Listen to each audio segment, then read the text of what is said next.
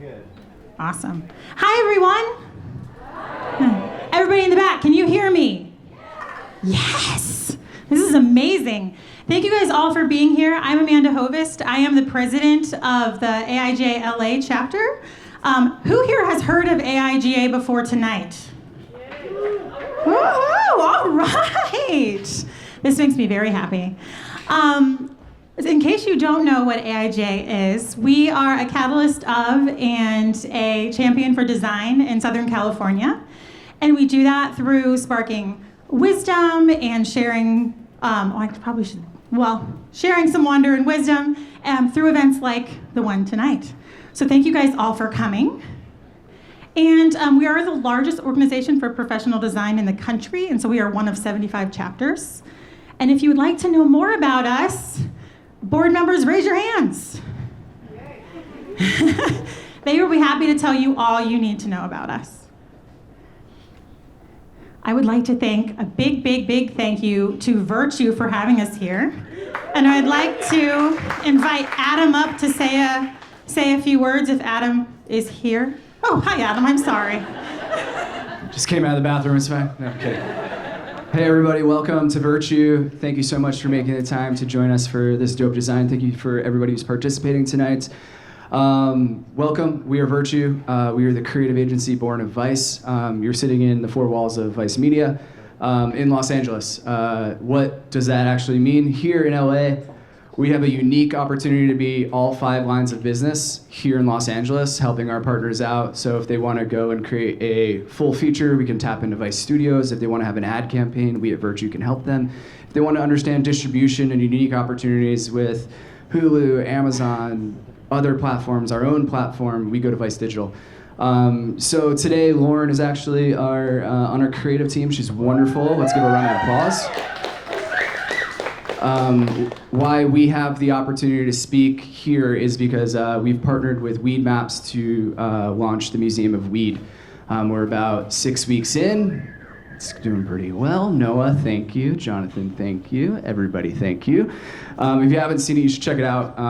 It's 30,000 square feet of education about something that is wildly important to not just this state, but this country and this world. And we try to create something authentic that can demonstrate those highs and lows. So we'll talk a little bit more about it then. Hope you all have fun. Thank you for coming by and appreciate you coming and having this event in our four walls. So thanks. Round of applause for Virtue. Thank you guys so much. This space is super neat.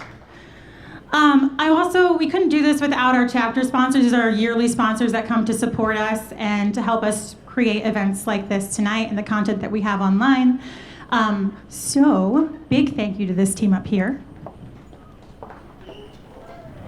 Also, the music that you'll be hearing tonight is from Assassins of Youth. So big shout out to Assassins of Youth. Woo! Big thank you. Also, many of you have probably already realized we have a marketplace out back with some amazing vendors, including Virtue has a table back there, and they are giving away free swag. So find your way back to that table. Okay, everybody needs to know the Wi-Fi. Here you go. I'll give you I'll give you like 20 seconds so you can put it in your phone. You don't have to use your data. By the way, best password ever. Am I right? It's amazing.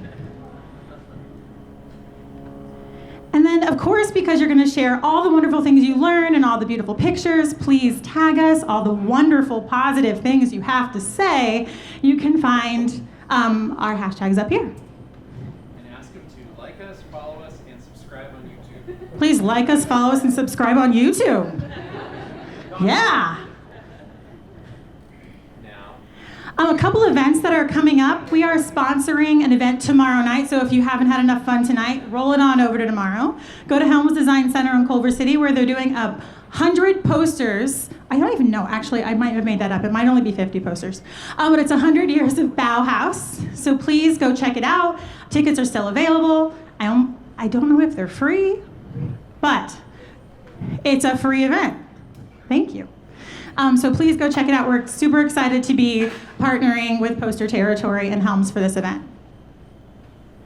And then if you like tonight, and even if you don't, you want to try us again, These are the rest of the events that we have going on for the rest of the year. So please check them out. If you go to our website, they're not all there, but they will be. So without further ado, I have the pleasure of introducing our host and moderator for the evening, Scheherazade Fleming. She's not only an amazing leader and a dear friend of mine, but she was the creative director at USC for 10 years. She is currently the creative director at Otis, the College of Art and Design, which was the first independent college of art in Los Angeles. Holy moly. And she will be going next month, the interim vice president of communications and marketing. What? Yeah. She's also an advisor of the AIGA board. And fun fact, and I'm gonna have to read this because I don't want to mess it up, but her first job in grad school in DC was to work for the Marijuana Policy Project. Woo woo! Please give a warm round of applause for Scheherazade. Thank you. Is this a vape pen? Amanda just gave me her vape pen, everybody. No, I think this is for presentations. Hi, look at this crowd. Hello, everybody. Thank you for being here. I'm Scheherazade Fleming. I am your moderator this evening. We are going to start by doing a little bit of housekeeping, and I want to make sure, I'm so sorry to stand in front of my gorgeous presenters, but I just want to make sure everybody can see us for a little bit, and everybody can hear us in the back. Can you hear us okay? Good. If you can't hear us at any point, please give us a warning. Give us an X or something, just so that we know. Blow smoke signals. Smoke signals, okay? Yes. I want to be on theme for as much of the presentation as possible. A couple of things, just housekeeping that we want to take care of before we get started. You guys all got mingle cards when you walked in, I hope. If you still have them, flip them over. You can have the opportunity to write down a question as you see our panelists' presentations. If you've got your own questions for them, go ahead, write it down on the back of that mingle card, hand it to one of our amazing AIGA board member volunteers, and we will try to get as many of your questions answered as possible. If you don't have your mingle cards, because you're not a mingler, that's okay. We're inclusive. You can send us questions through Twitter or through Instagram, and just make sure that you direct message or direct tweet us, please. And that's at AIGA Los Angeles. And like I said, we will try to get all of your questions answered in a timely manner, because that's how we roll. Speaking of questions, many of you have asked me tonight about this amazing kimono that I'm wearing, and so I just want to give a shout out to fashion designer and entrepreneur Lisa Gauchon from Mary Jane Runway, who designed this amazing outfit and also designed her own amazing outfit. Yes, and she's very shy, so you know. And one of Lisa's amazing designs will be included as a part of a raffle that we're having tonight, in addition to some other very cool prizes, including a pair of free tickets to the Museum of Weed. Yes. Nobody's excited about free tickets to the Museum of Weed? You guys are at the wrong event. Yeah, everyone's stoned, I get it. And also, we've got 3 very, very cool swag bags that are part of the raffle that are courtesy of Virtue. Thank you so much, Lauren. And within those bags, we've got greeting cards from the Queen of Cannabis Collages, Savina Monet. So I say rush, rush, rush, and get those raffle tickets, or however that's working. I don't know if that's what the mingle cards. Thank goodness Jim's here. All right. So bear with me here. I tried to be really cool and use an iPad where usually I use paper. So this is, bear with me. Here we go. I'm going to start by telling you a little bit about our panelists. We're going to start with person to my right here, who I believe I met back in my marijuana policy project days, when I was just a young pup, of course. I was very, very young. It's a joke. Did you get that? Yeah, it was a good joke. Ricardo Baca, pleasure to have you here. He's a 20-year veteran journalist, most widely known for being the first full-time cannabis editor for a major newspaper in the United States. And I don't know if you guys have seen the documentary that's on Netflix streaming right now. It's called Rolling Paper. And it really chronicles Ricardo's time at the Denver Post in this role, and it's fascinating. And if you haven't seen it, you should definitely check it out. While he was at the Denver Post, Ricardo founded The Cannabis, which was a news vertical covering cannabis culture around the globe. In 2016, he launched Grasslands, a journalism-minded agency that works with business leaders in highly regulated industries like cannabis, like healthcare, like energy. He continues to write, he hosts podcasts, and is involved in a number of publications still, including The Daily Beast. And he was recently named 2019 Marketer of the Year by AdCan, which is considered one of the best resources for cannabis marketing professionals today. You should definitely check that out. Please put your hands together and help me welcome Ricardo Baca. Oh, doing it. Thank you so much. Thank you, Shahrazad. All right, so I am going to get us started by talking about how we got here. My colleagues to the right, who you'll meet soon, know a lot more about design than I do. That's not necessarily my forte, but we did want to dive in because this is a complicated history, and we don't have a lot of time, so I'll get started. I guess, do I just fly through these? Okay, submitting questions, we went through that. Mingle cards, all right, cool. Schedule, in case... All right, this is where you're at, and more schedule. All right. Oh man, we got Bauhaus. That's gonna be great. I'm jealous. I'm flying home tomorrow. All right. Thanks to our sponsors, our hosts, and other. I know. I was like, oh, okay. All right, we're gonna go all the way back through all of that, but. I haven't seen them yet, so here we go.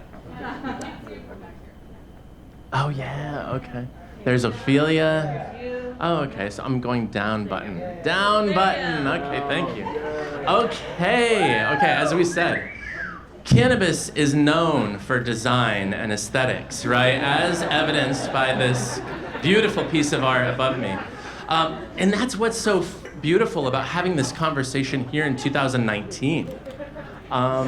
Here you see the balance, the color, the use of line, and no, of course not. Cannabis is not known for design. That's why we're here talking at an AIGA panel, and thank you for coming out. But to understand how we got here, here's a really dark slide from a really old movie, and it's called Reefer Madness. In short, as this country was coming out of alcohol prohibition, so 1930s, the US federal government needed another scapegoat because alcohol could no longer be that scapegoat. And the head of narcotics, this dude with the last name of Anslinger, said, you know what? There is a drug out there and it drives people crazy. It drives them to murder. It drives them to rape. Let's call it reefer. Let's be a part of a giant propaganda campaign that misinforms the public, and thus you had this cult classic was born. Reefer Madness, you've probably heard of it. If you haven't seen it, it's absolutely worth checking out. Very, very strange to see it in this modern context, but at the same time, incredibly important in understanding worldwide drug policy.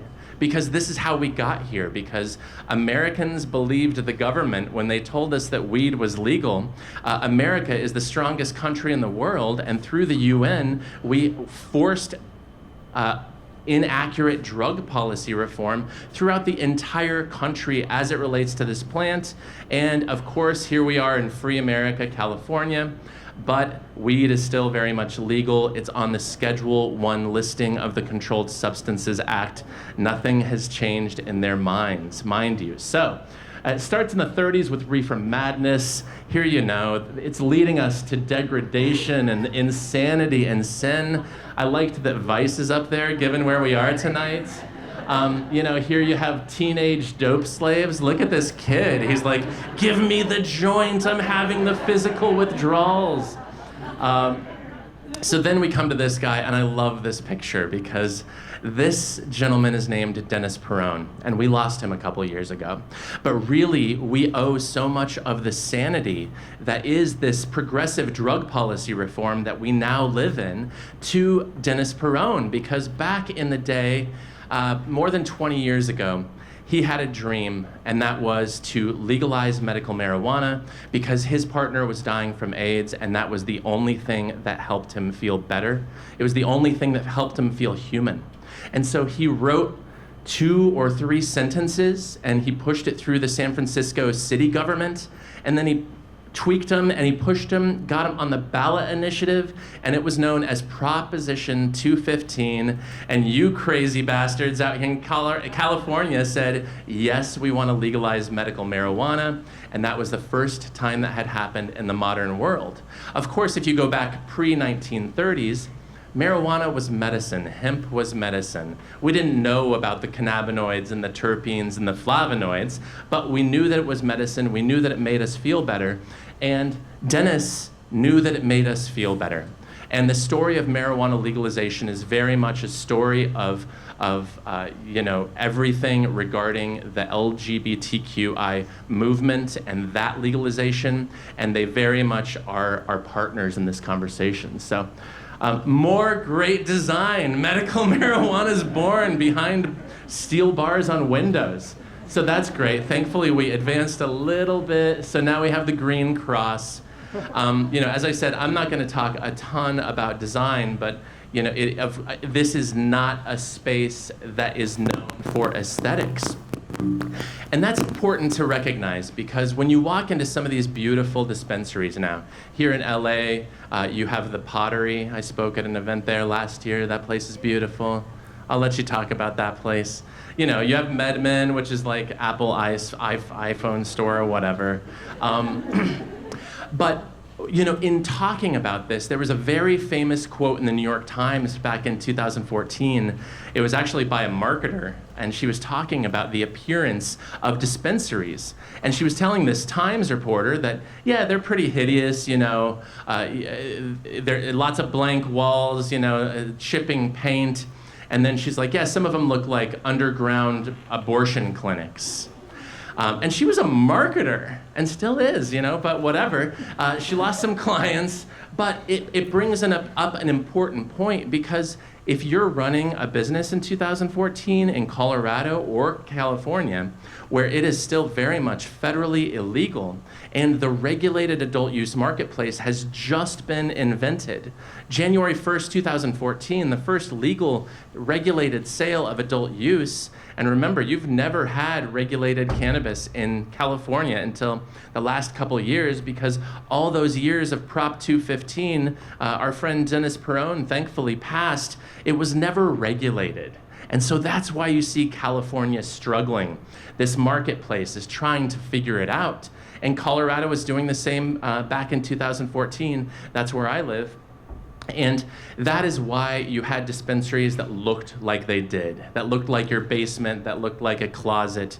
And now this is why you have dispensaries spending millions of dollars on creating beautiful edifices that are visually pleasing and stimulating. And we can go in and we feel comfortable.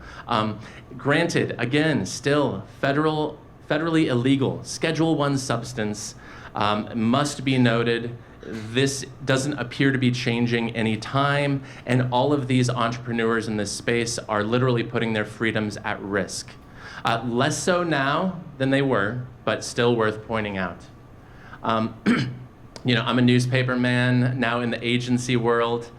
This is a very standard headline that you would have run into in the 30s and 40s, even not that long ago. And thankfully, we have moved on. This is a cover of the Sunday Denver Post, my old newspaper, and this piece was written by John Ingold, who's a wonderful journalist who now reports for the Colorado Sun. Quick story, John worked with me. He did fantastic work. At one point, he's like, I want to do a big piece. I want to do something important. Found a family on the East Coast, and before knowing if CBD was going to help this woman's sick child who suffered from a rare, intractable form of epilepsy, just said, I want to follow you to Colorado, because they're moving to Colorado as refugees. Desperate Journey was a 3-day piece of journalism, photos, videos, the written word, of course, and it received the runner-up prize, 2015 Pulitzer in Explanatory Reporting. And this is the new face of marijuana journalism, which I'm proud to be a part of, and now I'm proud to be a PR hack for this industry because, you know, a funny thing happened. I got the job of marijuana editor, and I was brand new to the space. I didn't even get high. And now I've seen how this plant has radically transformed so many people's lives, so many people's health situations, that I am honored to carry their stories into this space. And, you know, here's a MedMen billboard because there's lots of them around. And now cannabis marketing, design, it's all a thing. So with that, oh, I gotta show this too. Reefer Madness is right here on the right, and my friend Lindsay Kuhn, who's a really beautiful, talented screen print artist based in Denver, he did Reefer Radness back in 2014, and I actually have this hanging in my office, so I wanted to share that because it's fun. You know, Colorado marijuana victims, what actually happens? So with that, I will say thank you and pass the mic back to Scheherazade.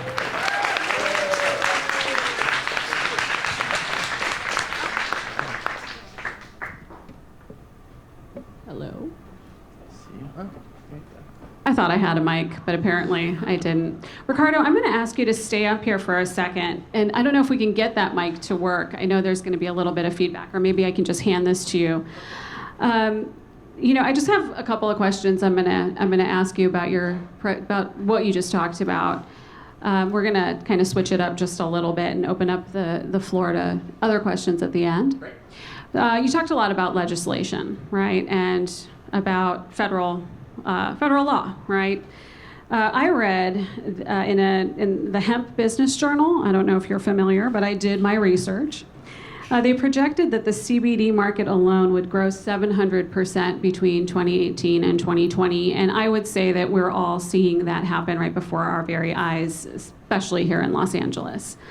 So as you know, more states are adapting laws at the state level, and as this industry is emerging, potentially bringing thousands of jobs to Americans, what is our role as communicators in facilitating awareness and understanding of the issues around the legalization debate?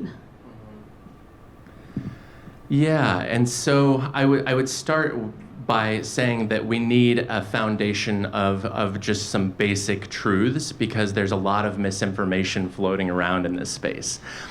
80 plus years of misinformation, and we just bought it hook, line, and sinker. And coming out of that is going to be really, really difficult. And so, Scheherazade, you talked about CBD. Most CBD being sold throughout the country right now is hemp-derived CBD. There is also marijuana-derived CBD that you can buy in cannabis dispensaries. And ultimately, CBD is CBD, but it still is important because of the source material.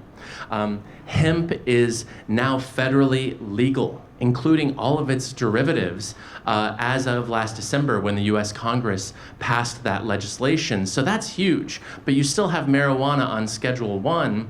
And then it's also complicated because the Farm Bill last year did pass hemp as being legal with its derivatives, but there's also a little bit of THC in hemp, which throws things into question.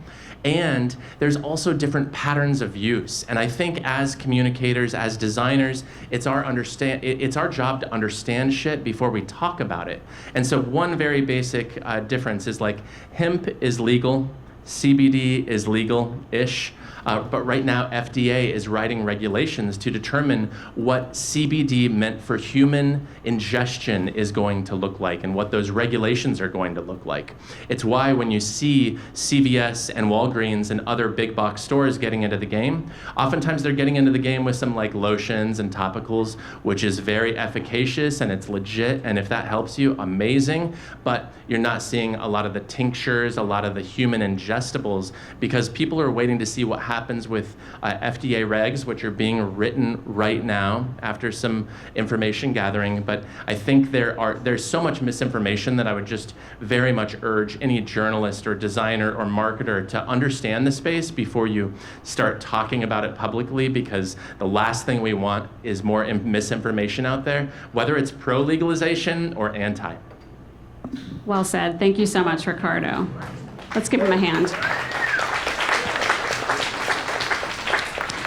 So we talked about, I liked CBD is CBD. That was a good, I got that part. So that's my new hashtag, CBD is CBD. And speaking of CBD, how many of you have heard of Papa and Barkley? Show of hands. Oh, we got some fans. And then some people who didn't raise their hands have clearly never set foot inside a dispensary, which is cool. That's no problem.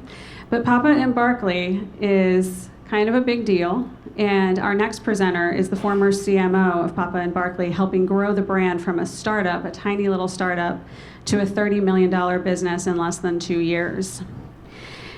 She's also the founder of Plant and Prosper, a cannabis advisory firm, and of Frig Wellness, which is a beauty line targeting the needs of women, of which I have many needs, so let's please talk.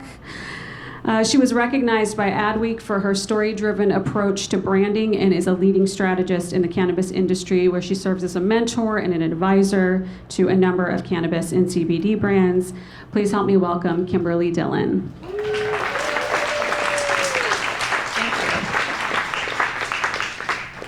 I am so thrilled to be here. This is my favorite topic. I love weed, all forms. So sometimes people are like, oh, I love some lotion, I love some CBD. I love all of it, all the ways. But, I didn't try a brownie. I felt so bad. I actually felt that I wasn't one of the cool kids, because no one even gave me a joint until I was 32. I was like, damn, what am I? How am I not that cool? And so when I, discovered weed, it was actually my mother who encouraged me, because she had lupus, and so she was living in Colorado, so it was happening earlier. And my mother is generally a generally unhappy person, let's keep it real. But when she discovered these tinctures, it was like she had changed, fundamentally different person, our relationship changed, and that means the work, if you imagine, you do not connect with your parent, and then all of a sudden they're happy and they're living their best life, and they're walking and running and dancing and just being a joyful person, a whole person, and I'm like, what is going on? And I was like, this is the power of the plant. And so how I take the approach is that I like to think about design, but I also like to think about money. So that's kind of what marketing does.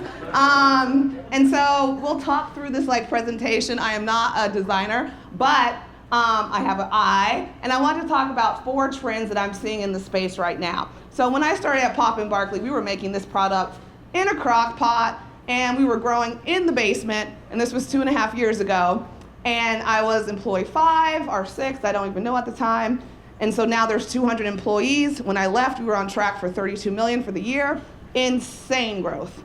And so I call that kind of wave 1. And wave 1 brands, we were really focusing on educating the consumer and normalizing. And so my focus at P&B was, it has to look like it can sit on your bathroom counter. It has to feel, it kind of has to smell, it has to be normal. No one's gonna be nervous about having a P&B product in their bag. But what I think is happening in wave 2 are 4 different trends, and we're gonna talk about those today. So we're gonna talk about unique form factors. So vape pens are a pretty big part of the category, and a lot of brands have chosen, doses, to invest in their form factors. So we'll talk about that. We'll talk about omni-channel experiences. As you know, banking is impossible, so imagine 33 million in cash process. That also happens on the CBD side. So MasterCard doesn't take CBD purchases, Shopify doesn't work, etc. So marketers have to choose their own retail outlets. So we'll talk about pop-ups for a second. Then we'll talk about the high end. Seems as if brands want to just price at the top of the market. We'll talk about a brand that went on the bottom of the market and saw lots of success. And then we'll talk about structure, function, and some of the brands that took that approach. and then we'll talk about what I see for the future. So getting started, owning your own form. So this is Besito. They actually started in 2016. It took them, they actually didn't launch until June because she wanted to invest in a form factor. So she went over to China, made this device, she made the device, but made it in a hexagon, and that was incredibly important for her to stand out. Nuvada, which is a new line that actually launched yesterday,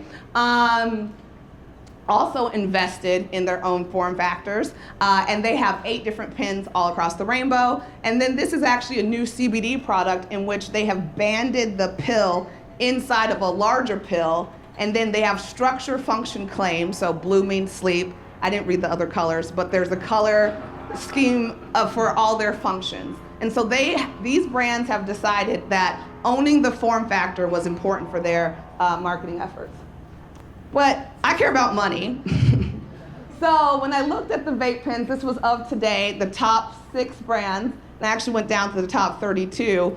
None of the brands we saw are on the top 6. So what that tells you is that this is still a very price-driven category. It is also really riddled with distribution. At the end of the day, the product has got to get on shelf. Now we want that shelf to look great. However, in this category, just because you're seeing the billboards or you're seeing the beautiful designs does not mean that you're seeing that revenue. And so consistently across the categories, it's usually pretty generic brands that are still winning.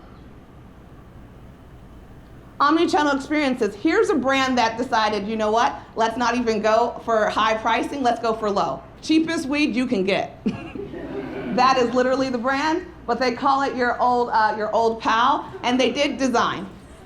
So they take the hot box across California so you can get smoked out. I actually was on it in Palm Springs this weekend. They're a packaging company, so they send the packaging to the farm, and that they don't even see like basically the weed. And then you can see their experience on Instagram. They're carrying it all the way through. Same thing with Recess. Recess was the first of the CBD sparkling water space. What you'll see unique here is the pop-up experience. Brands are controlling their own destiny. That's why if you're on Abbott Kinney, you'll see Dosis as a pop-up. You also see another pop-up, I think it was called Can, which is a competitor to this product. But it's because you can't reach your customer because you can't advertise on Facebook or Instagram. Why don't I have a pop-up? Because I can control the experience. And so you see a number of brands owning their own experiences omni-channel. Then you see the high end, this brand, this is Lord Jones. It actually just got sold for $300 million. And they partnered with Tamara Mellon. Then you'll see Bebo just sold for $85 million this spring. Not the top selling brands, wink, wink, but they were the first to get sold by large companies, and it's because they had a brand. Structure function claims, Dosis was one of the first. So you'll see sleep, calm, relief. You'll see it on the CBD side too, where these tinctures, because you can't really make claims. But interesting enough, if all the brands are doing sleep anxiety and the whatnot, where does that leave us?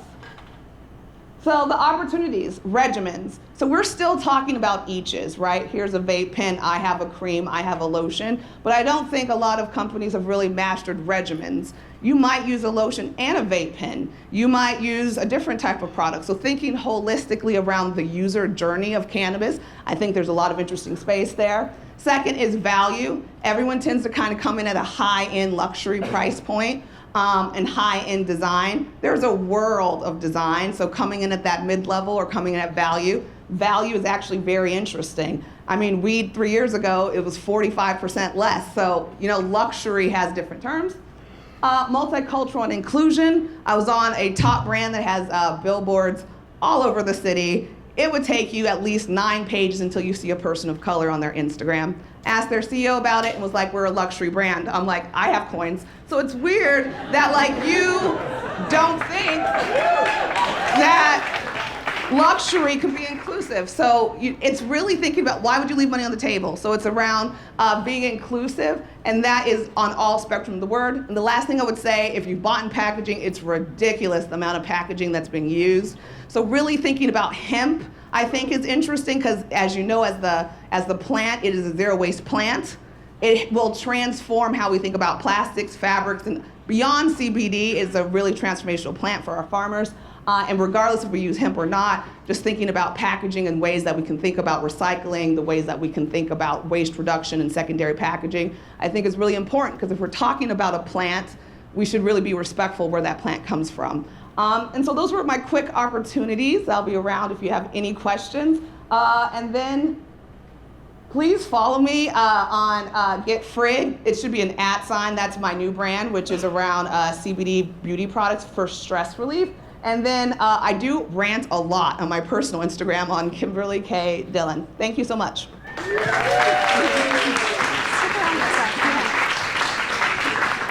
Thank you so much, Kimberly. Actually, come back up here. I'm going to ask each of you a question before I let you off the stage. That was a great presentation. Thank you. I was reading a lot about you prior to meeting you. I had never met you prior to this engagement here. And it was really clear to me that you were an emerging leader in an emerging industry.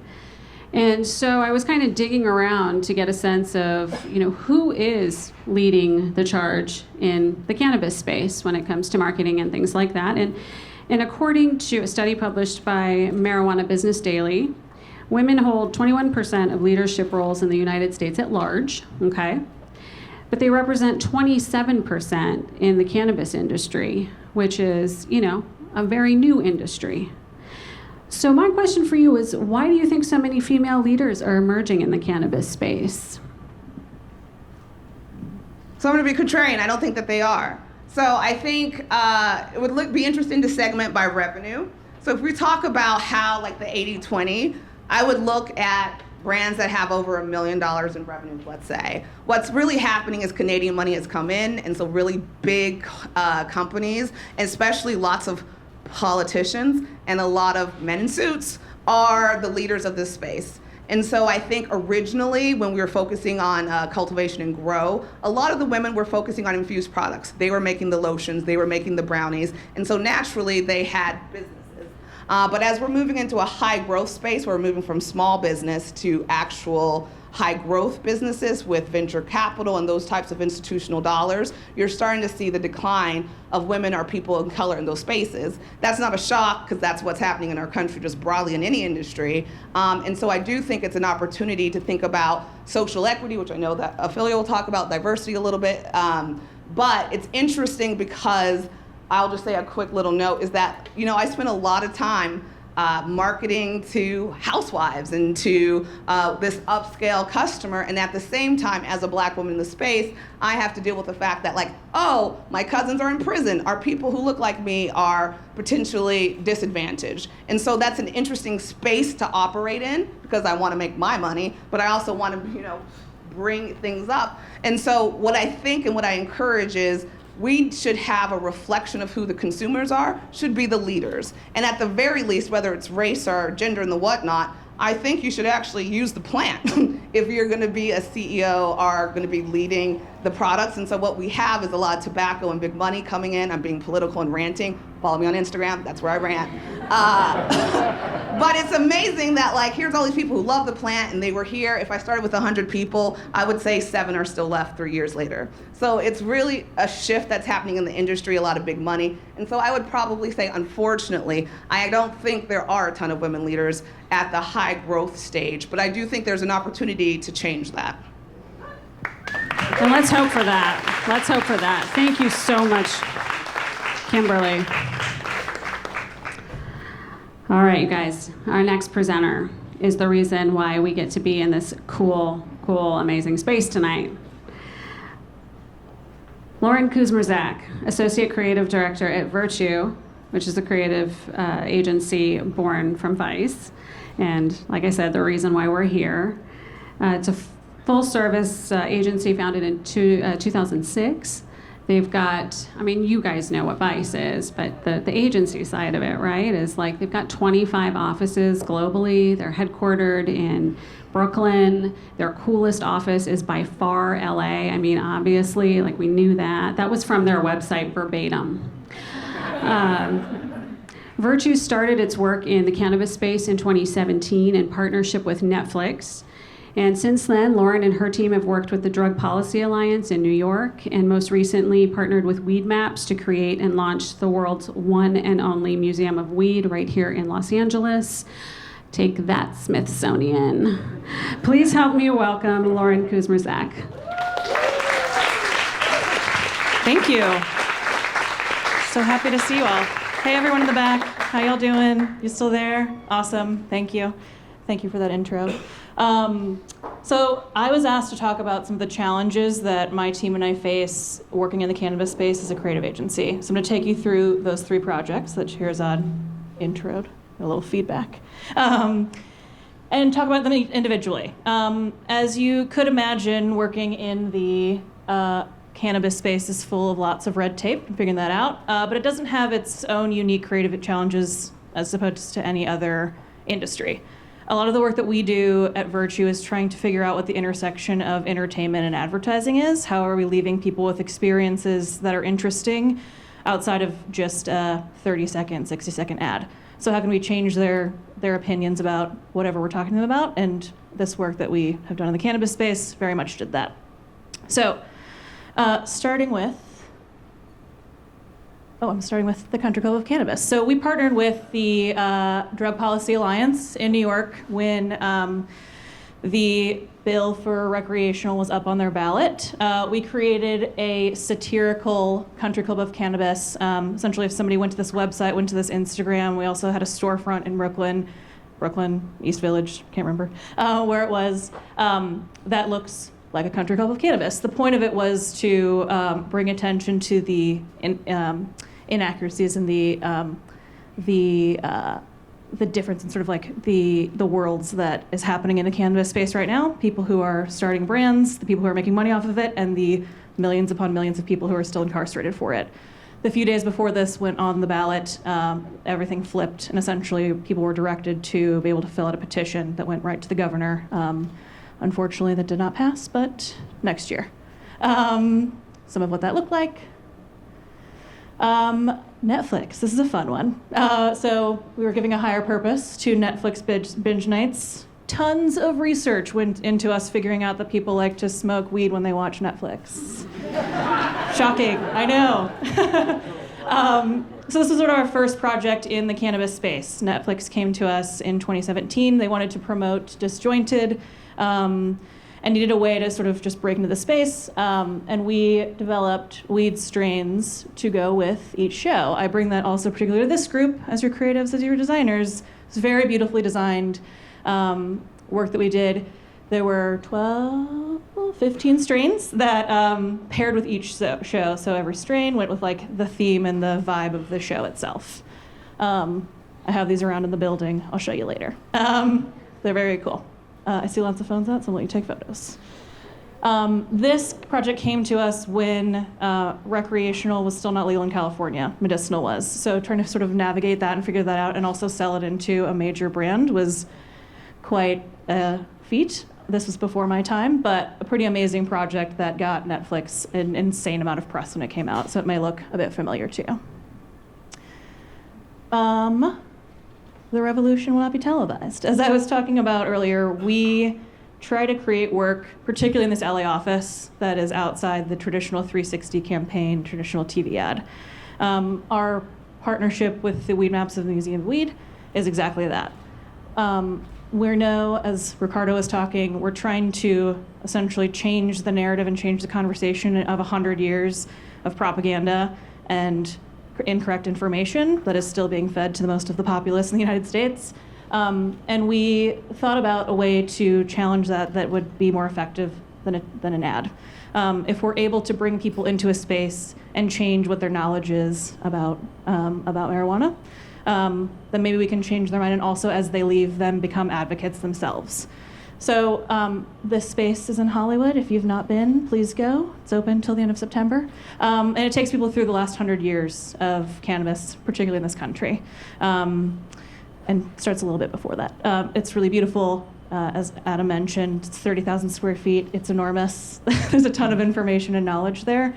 Very beautifully designed and curated by this team, which was a really massive feat, but a really, really exciting project. So please go. You have a chance to win tickets to go tonight. So Noah, would you raise your hand? And Adam, who you heard from, also work on this project. So point them out. So if you have more questions, particularly about this project, I know it's a very big hot one right now. Please come and seek us out and talk to us a bit about it. Some more, the interior. Okay, so I bring this slide back or this slide up, as I mentioned when I started, the challenges that we face working in the cannabis space are not unique to just this industry. The questions that we ask ourselves of the work that we make at Virtue is this list. Generally summed up by, would you go to it? Would you want to go to it? Would you share it? Is it something that you're interested in? Very basic questions that most agencies don't ask themselves if something is working or not. And I think through all of these, it's very much helped us position a lot of the work that we do here, and particularly in this space, it's something that's a bit more interesting and stays with you in your memory. I think that might be. Oh, cool. That's it. Thank you all so much. Thank you, Lauren. I do have one question for you too before we go to our next guest. You're talking about your challenges that aren't necessarily unique. That these are challenges that many of us face. But what I wondered is, are there other challenges that you and your team face, like in terms of federal regulations? I mean, how do federal regulations impact the creative that you and your team produce, or do they? Yes, they do. Yeah. Thank you for bringing that up. Yes, it's even just outside of federal, state by state, locally, what you can and can't show. I would say is comparable to what you can and can't show is the alcohol space, but also even more so and even different. Finding out what, in sort of any of these realms that we've worked in and this work that we've done, literally, can you show the plant? Can you show any cannabis of any sort, and anything changes from region to region. And so where we've been thinking of it and doing different work, we have to become experts legally in those places. We also try to, in any of the work we're sort of doing in the future in the cannabis space, we're partnering with people like DPA. Normal was a really big partner in creating the Museum of Weed, who are people who are experts who have been working in it for many, many years, so that we're not all on our own doing it. So nonprofits who are doing really important work in the space. So they've definitely helped be a very big guide in that work. Thank you, Lauren, and thank you for having us here, and thank you to your team. All right, you guys, how you doing? Yeah? Good. All right. Our next speaker is like, wow. I think many of you know our next speaker. I had the pleasure of meeting her several years ago, right before she launched a very, very big endeavor in the cannabis space that has remained a big success. But just to kind of put this in a framework for all of us, she was just named among the 15 most powerful and innovative women in cannabis by Forbes magazine.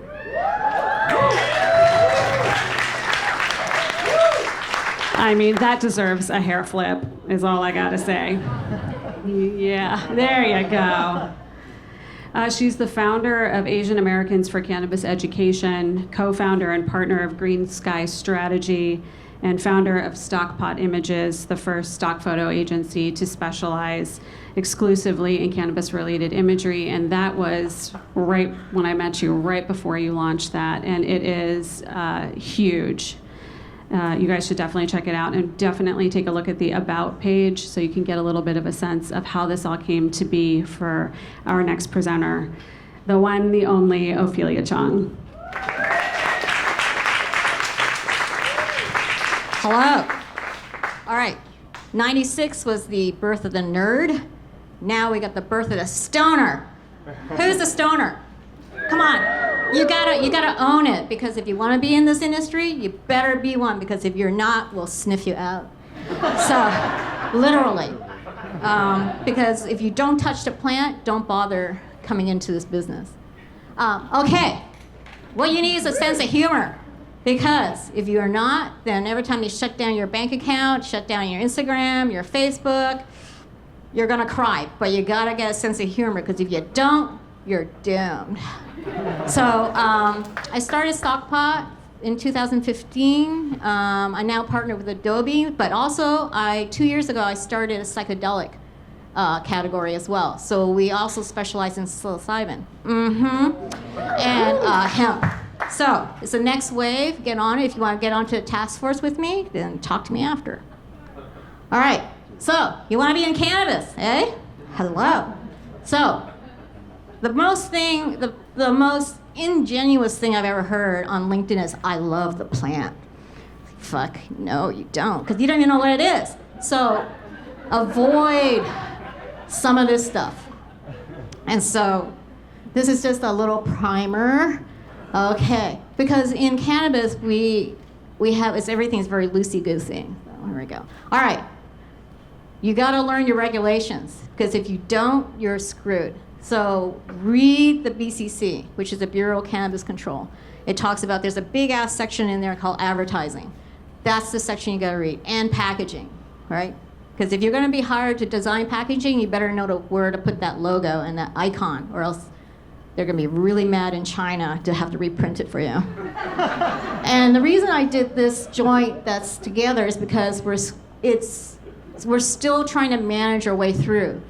So it's like a little surreal thing. It is a joint. All right. So these things I do, these are things that keep me laughing and not crying. So I created Weed Bingo. You can read some of these. These are a lot of things that I've come across in cannabis. Like, I love the plant drinking game. Every time someone says that on LinkedIn, you get a drink. So you got Blue Dream. Blue Dream is basically is soda water. It's one of the most popular strains, not anymore really, but there's about 15,000 different Blue Dreams that are called different things. On Stockpot, I have the largest collection of strains in the world, ripe flower, dried, and one of my favorites is God's Vagina. Only available in Canada, very hard to find. Also Alaskan Thunderfuck is another one too. Imagine keywording that. It's like Thunderfuck. There we go. So,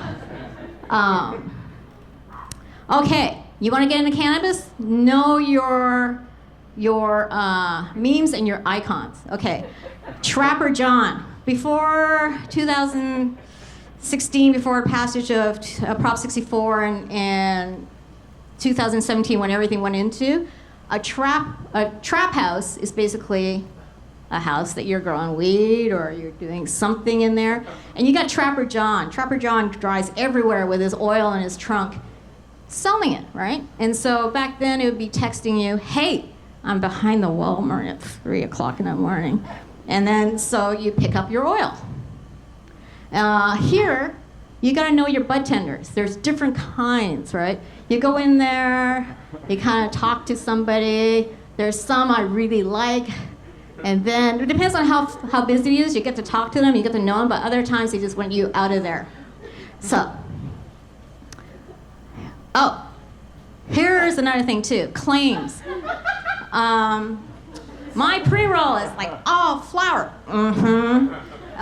It's all mids and Bs in there. It's like, no. So you gotta learn your terms. Mids are like kind of mid-level flower. So you gotta learn all your flower too. What is premium? What is trim? What is shake? So these are words you have to learn, just like you had to learn HTML and Flash and all that stuff. This is words you gotta learn. Hopefully, you can always call and I can give you a primer.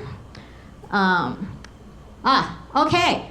This is what we're happening right now. Sales of vapes have dropped about 50% across the board. And so the issue is that we don't know what's good for you because we have not been able to research it. And so we can say it's VG, vegetable glycerin, and that's great because it's vegan, but it might be really bad going in your lungs because it's vaporized and then it becomes liquid again into your lungs. So what are we doing with that? We're going to come up across FDA regulations. My partner was the CEO of Altria. If you know what Altria is, he was there when they bought Juul and Kronos, which Kronos bought Lord Jones. And so he's going to be helping write policy. And right now, I got 1 minute. So we're working on what's going to happen with vapes right now. And another client of ours, we're coming out with something that's completely, I can't say anything, but it's going to not be a vaporizer, but it is a vaporizer. We also consult with tobacco companies because my partner was a tobacco guy. Tobacco guys like talking to tobacco guys. Okay, so CBD, this is my last slide. So, do you go to your gas station for medication? No. Do you go to payday loans for your medication? No. Do you go to 7-Eleven for your medication? No. But C-stores across the states are all selling CBD. And if we tested, just like Ricardo did in Denver with edibles, we will find 90% of them have nothing in it, right? And you won't know because you say, I'm not relaxed, because probably it's not in there. And also probably because you have to take it for at least a month to get it into your body. Anyways, so I'm done.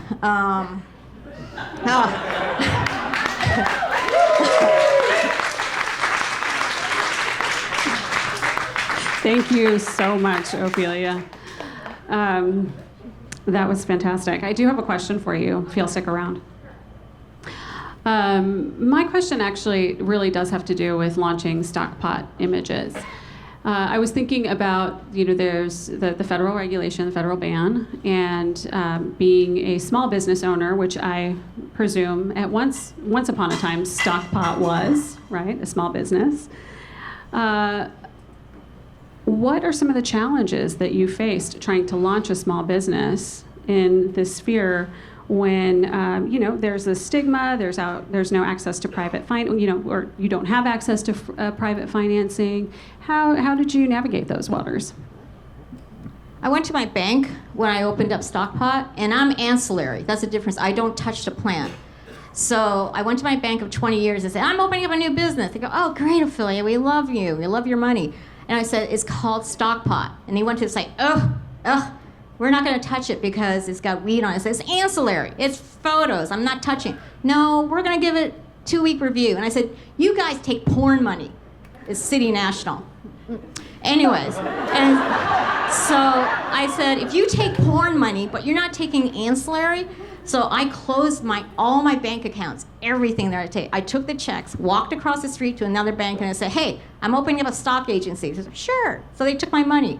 The difference is that the moment you say cannabis or marijuana, everyone goes, whoa, wait a minute. So you just don't say it.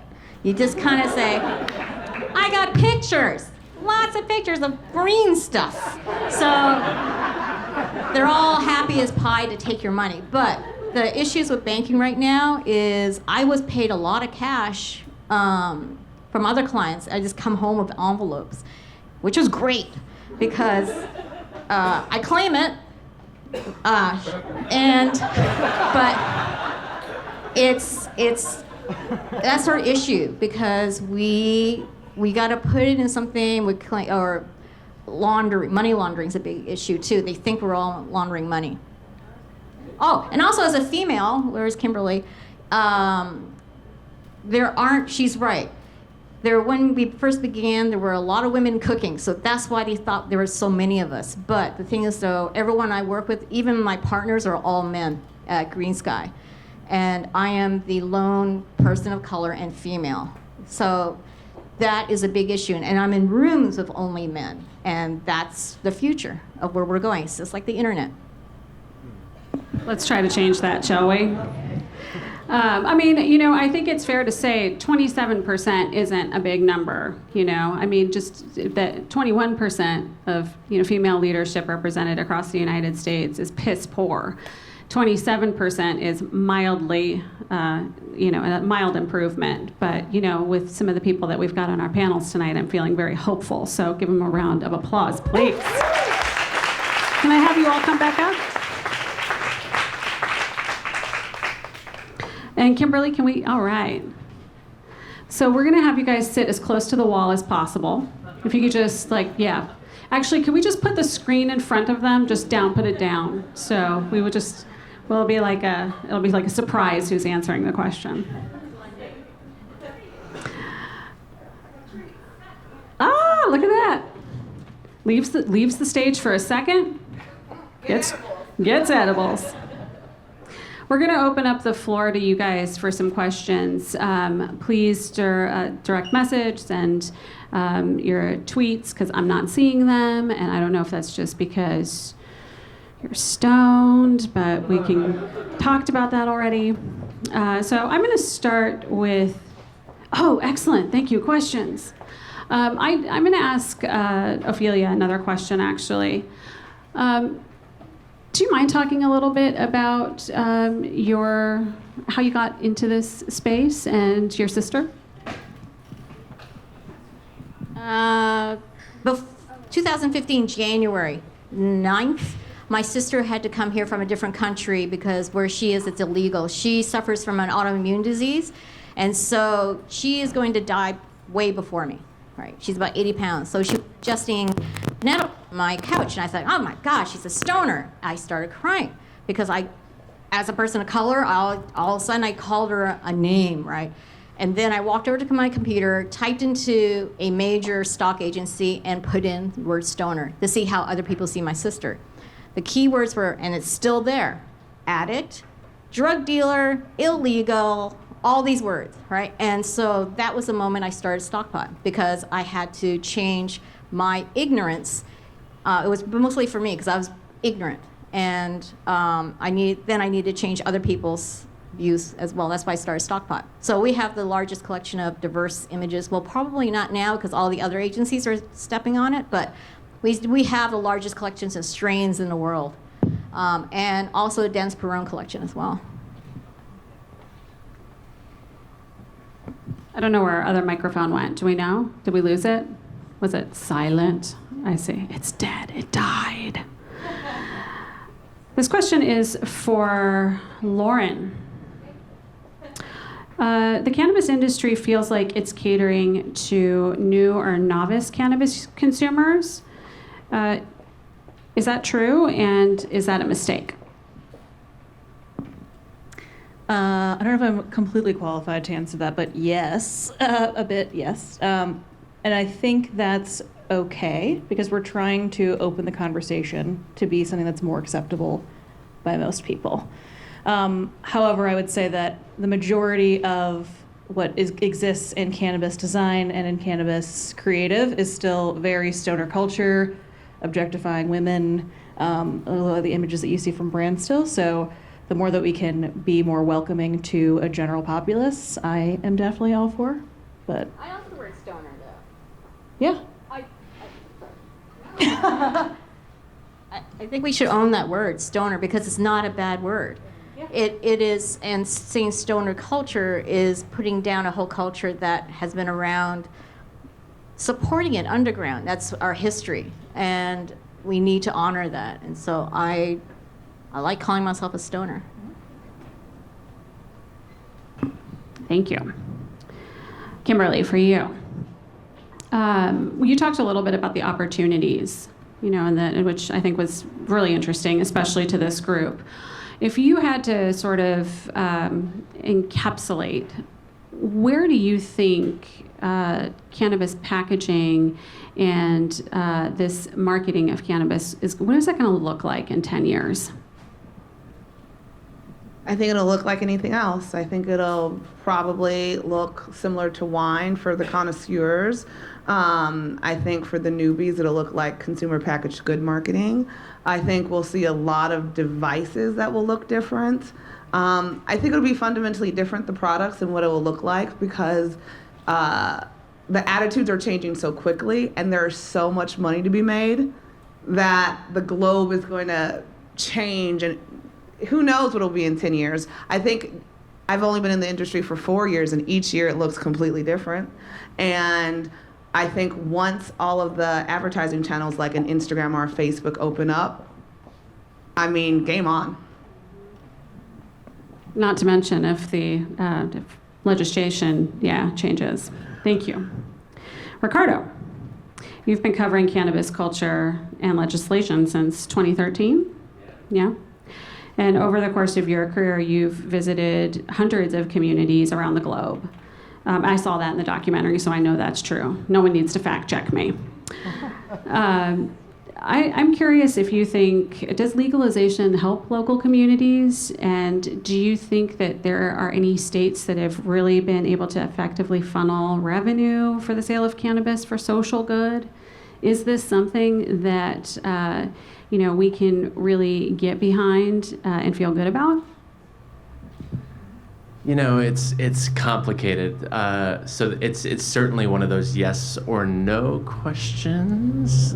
Some sort of weird thing happening back there. Yeah, it does help local communities in so many ways. You look at hundreds of millions of dollars in tax revenues going toward, community infrastructure.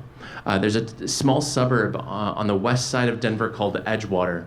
And they needed a brand new $9 million civic center that would house a rec center, police station, library. And $7 million of those funds came from cannabis taxes because Edgewater chose to have more progressive drug policy laws there. They allowed the cannabis dispensaries to be open till 10 p.m., pretty crazy, when they closed at 7 p.m. in next door Denver. So huge for that community. At the same time, one of my former colleagues and I, Dave Magoya, we did a series of investigative reporting for 2 full years, and one was the primary impact. Where are these licensees located based on zoning restrictions that say you can't be within 1,000 square feet of elementary school, a church, a daycare, and then also communities have local control, which you're seeing now in California, which means that you as a city, a county, a municipality don't have to allow any cannabis businesses of any kind, not even a processing facility or a lab. And so what you end up with are these deserts, and oftentimes that is where the rich and the elite live and play. And you end up with these areas that are overwhelmed with commercial industry. Lots of B to C grade commercial cultivation facilities, and of course, you know what neighborhoods they're in. They're like my neighborhood in West Denver, economically depressed, racially diverse, one of the richest Latino neighborhoods in the entire state of Colorado. But yeah, that is absolutely where they're going. Now, what we're seeing is some of these businesses start to have hiring and incentive programs so that people who live there can benefit in these local businesses. But you go back and you see all these stumbling mistakes made with previous intoxicants that are recreationally legal, from nicotine to alcohol, and there's a rich case study all over the place for all of these substances, talking about how the disadvantaged neighborhoods and the disadvantaged poor people are generally suffering because of their general proximity to liquor stores or whatever it might be. So it is the yes and the no, and social equity is another conversation that we're just still struggling with. I mean, the state of Massachusetts is more progressive than anybody else right now, and they're still really trying to figure that out. And we did it before anybody else, and still the city of Denver is only sealing people's records. They're not actually expunging criminal convictions for low-level marijuana charges. So it is infinitely complex. And I heard that you recently had your record expunged, so congratulations on that. That's a joke. That's just a joke. He has no criminal record, I swear. Okay, well, like I said, don't fact check me. Kimberly, this question's for you. This comes from the audience. You mentioned that the dope design industry sadly lacks in diversity and inclusion. What do you think would have the most impact to make the industry more culturally inclusive and multiculturally representative? Well, I think it's multifaceted. However, I think it's multifaceted in the sense that I have spoken to a number of people of color, and there's just a bigger risk. Myself, my grandmother does not talk to me because I work in the industry. She's Southern Conservative Baptist, Church of God in Christ. And so it's a no-go. And so it's a double whammy, right? Like, I'm my family's hope. I have an MBA, I have 3 degrees, I had worked at all the companies, and now I'm choosing to work in weed. What a waste. is what my family thinks. And so, and I've talked to a number of women who look like me, and it's like, it would be better if I stayed at Procter & Gamble. That's the safe choice. And to put your face out there to benefit other people, like, why risk it? And so I think on one hand, it's the cultural risk and understanding what it's like to be more penalized than other groups of people. And then on the other hand, it's just good business, I think, and if to have diverse employees. And at the very least, and I'm a very cynical person, like, it's just good insurance. Like, don't get in trouble because you don't have a representation at the table. I think it's just good business practice, and businesses who care will have diverse people because there's money to be made from all these new people. Thank you, well said. This next question is for you, Ophelia. Yes, I think that deserves applause.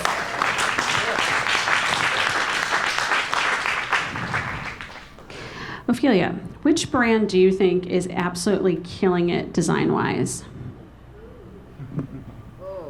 Oh, that one, design-wise, but not. I think there are a few, but I don't. Whatever's in the box is generic. The design is great, right? So, okay, like say I'm not gonna say Laura Jones, only because that was based on an Hermes box, right? It's a $65 box of sugar. They scored by selling for $300 million, but the thing is, they got to make back that money. So Kronos and Altria is going to work that one down to Costco. Nicely designed brand. Old Pal. I love Old Pal because they base their takeaways on zine culture.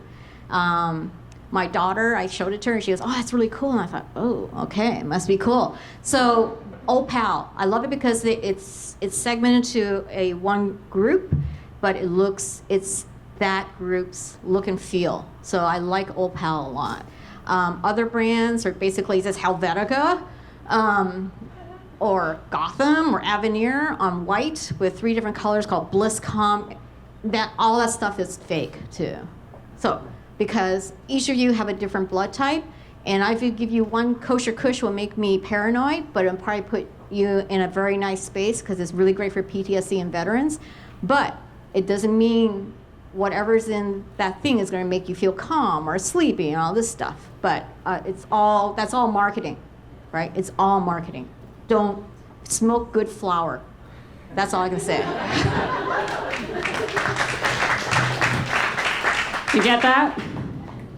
Everybody take a note on that one.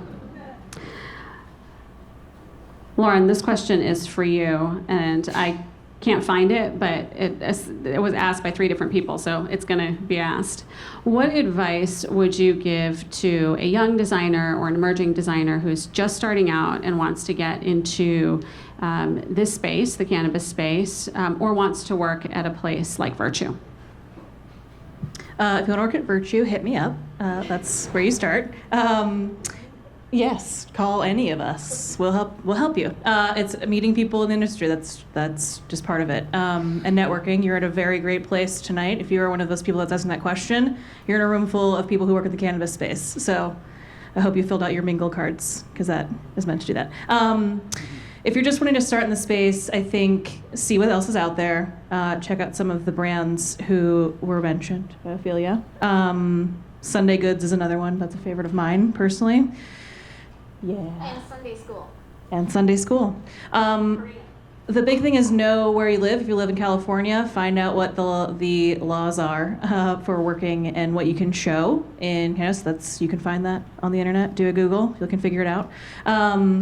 But know what you're doing when you sort of like walk in to put that work in your book. If you're showing people consuming, if you're showing the plant, if you're showing everything else, it like shows somebody like me that you don't totally understand that world, which we can help teach you. But it's doing a lot of research personally. It's just like I spent like a month just reading about the space, the business, what's happening in it, the radical differences in what's happening in different states. That's all important to know. It's important to know as communicators of what's possible, what you can show. Yes, we've talked about this a bit. Sherzad and I talked last weekend about when you start to do research in the cannabis space, there's a lot of what looks really bad out there. It's really badly designed, so they need our help. But there are a lot of places that are reputable sources. They just don't have the abilities to make great design yet. Starting at the like nonprofit level or the foundations who have been working in the space for the longest time are the best reputable sources. For me, I did a lot of reading in the New York Times and Forbes, or publications that people know that, like, when I was first reading about the space, are publications that I knew and trusted, so knew what they were publishing, I could believe. Many of them, the bylines, those people that write for them, write for many different publications. So it's just like finding a writer that you were, interested in and finding where else they write. There's a lot of publications outside of the U.S. that write about this industry. Make sure you're reading about things and publications that are based here, because it's vastly different, obviously, in Canada, Europe, anywhere else. This is just a pro tip. You can literally slide into the DMs of any cannabis company and someone will respond to you. I would not send an email. Like, literally, Instagram is life in this industry. So, like, if you really want to come after someone, like CEOs, like everyone in this space, the DMs is really where, like, a lot of the action happens. I actually had to get an article taken down. Our first $1 million order came through Instagram. So I would do that. So my question to you is, how do I get a $1 million order on Instagram? But maybe we can talk about that later. Okay, got it. Ricardo, did you have anything you wanted to, in terms of resources, reading, any places that you really feel are reputable? We know that you may be familiar with a few. I think this is so strange. One of the best sources out there right now is a site called Marijuana Moment. It's also a newsletter, Monday through Friday. My pal Tom Angel puts it together out of Brooklyn. He just gets it. He started as an activist, but he's really learned the art and craft of journalism very well, and he and his team are covering especially cannabis from a legislative, federal/state perspective better than anybody else right now. I think we did great work back in the day at the Cannabist and the Denver Post, but unfortunately, after I left, the site kind of went downhill and now is unstaffed, which is tragic. But yeah, I'll throw that out there. But you'll always be able to say you were the first, and that's cool.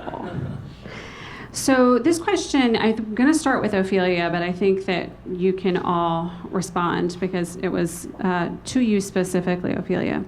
But I think you can all speak to this, and I'm going to try to paraphrase. How do you get through the stigma of the product? So whether you are a photographer or a fashion designer or a chef, how do you get through the stigma when trying to launch your business?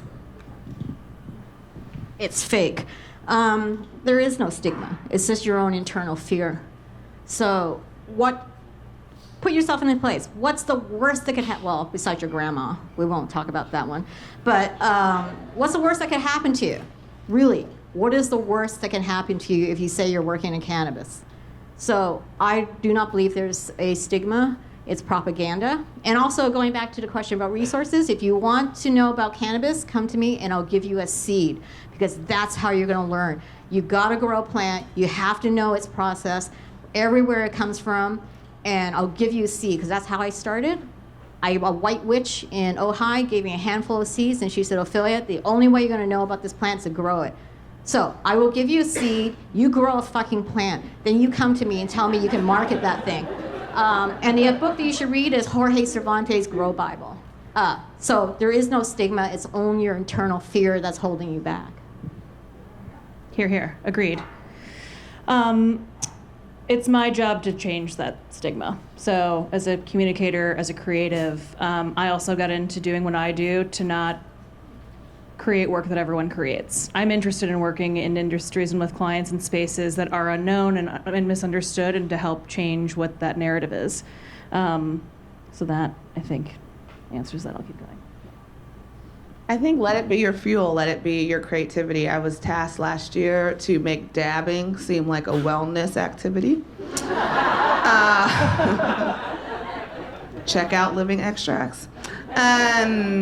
So then I just did a ton of dabs, you guys. But what we did is I worked with a sommelier to write all the descriptions. I had dab flights. You only got to hold it in for 1 second, and then you had to breathe it out, and created a whole ritual on how dabbing should be, and it was low temperature vaporization, not dabbing.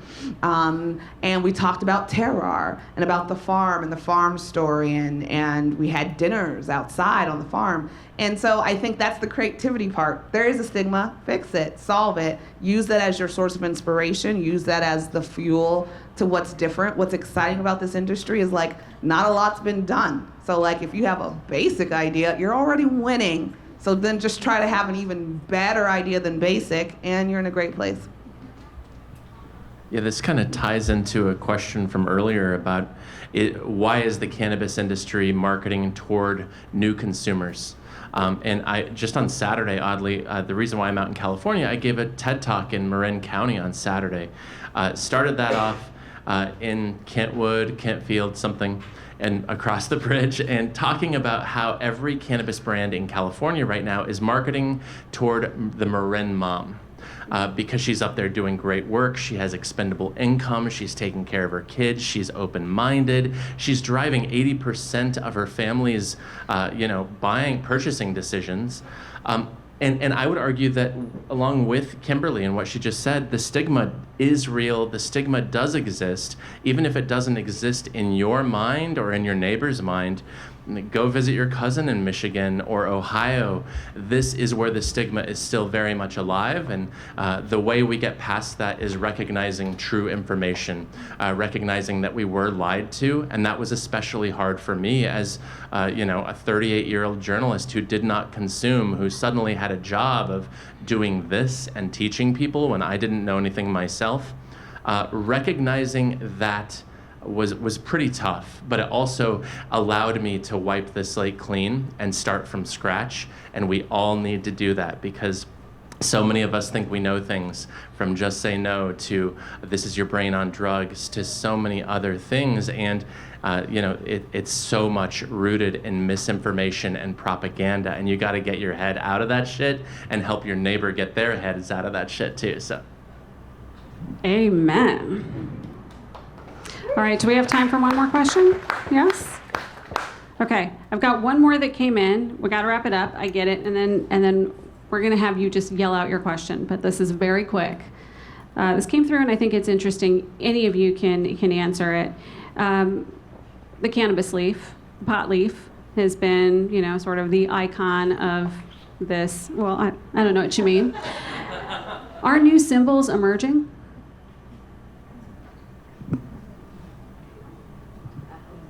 Yeah, I hope so. Most of it's because a lot of times you can't show true plant. But yeah, I would hope so, because it also means there's so many different ways to consume. There's so many ways that you're affected by it, that we need a new symbology for this, in the same way that there's, drugs are not a great example. That's not what you're smoking.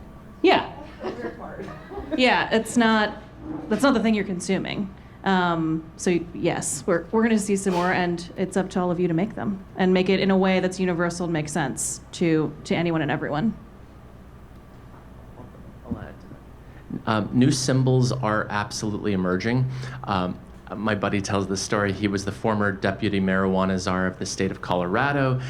They recognized that before the recreational marketplace debuted, they needed a symbol to appear on packaging to alert parents. There's THC in this product. He went on Photoshop on his computer. He's not a graphic designer. He put a triangle, the word THC, and an exclamation point. And he's like, yeah, somebody should probably do a professional version of this. And next thing he knew, it started appearing on bags. A version of it appears on every product you'll buy in the regulated marketplace here in California. So yeah, new symbology is absolutely emerging, but I would say along the lines of what Ophelia is saying in terms of embracing the word stoner, which I very much do as a relatively new consumer of 5 years, I think we can re-embrace the leaf too. It's a beautiful fucking plant, right? I have Virginia creeper vine in my backyard. It has a beautiful serrated leaf as well. So I think they are emerging. But at the same time, we don't need it because we have this leaf and it says so much, and we just need to understand it. All right, designers, that's your task. Redesign the THC caution